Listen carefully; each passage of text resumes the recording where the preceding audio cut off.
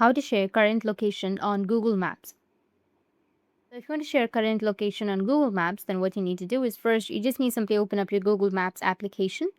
Make sure that you have a stable internet connection.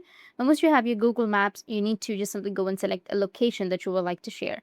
Like, for example, I'll go with a location, which is once you've selected the location. Now, if you want to send this location, then on the bottom, as you can see, that you will find the share option. Tap on share.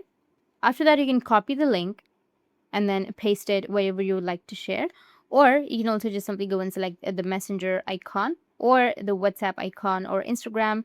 You can go with any application where you would like to send your location. So I'll just simply go with my messenger, tap on that person, and then go with send, which will be on the right side.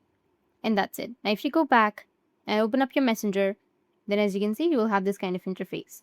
That's how you can share your current location on Google Maps. And if you have any questions, feel free to comment below.